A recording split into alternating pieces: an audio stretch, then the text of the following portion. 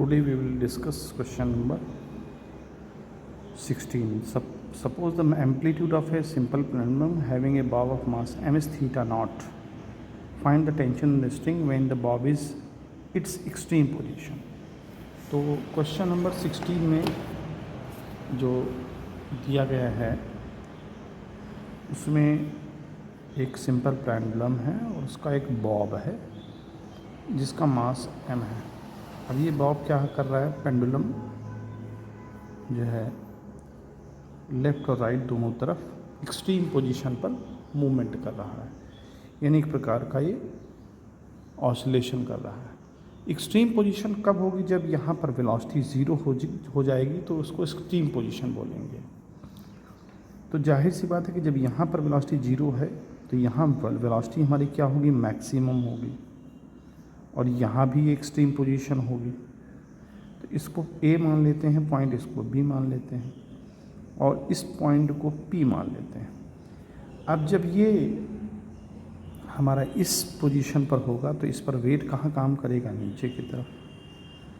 अब वेट का अगर हम कंपोनेंट देखें तो अगर ये थीटा है तो वेट का कंपोनेंट mg cos थीटा इस डायरेक्शन में और mg sin थीटा इस डायरेक्शन. और चूंकि ये स्ट्रिंग है तो स्ट्रिंग में टेंशन आएगा.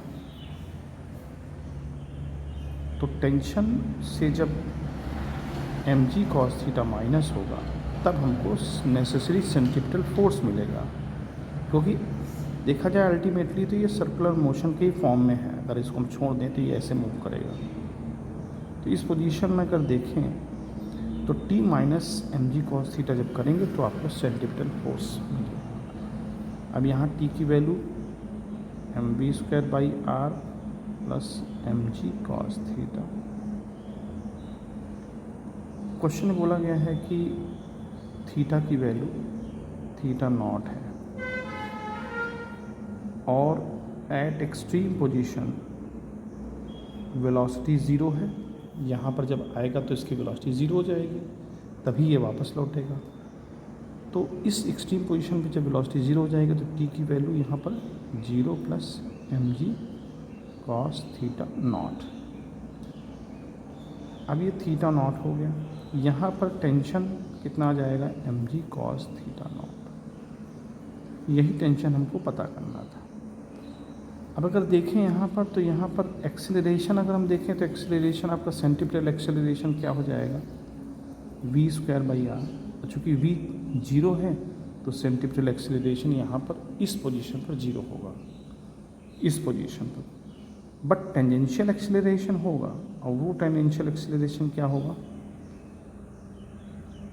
mg sin थीटा, क्योंकि mg sin थीटा ही इस डायरेक्शन में टेंजेंशियल एक्सेलरेशन देगा, और डिवाइड बाय मास. तो मास कैंसिल हो जाएगा, g sin थीटा. तो यहाँ पर ये आंसर पूछा गया था, ये नहीं पूछा गया था. इस तरह से इस क्वेश्चन को परफॉर्म करें.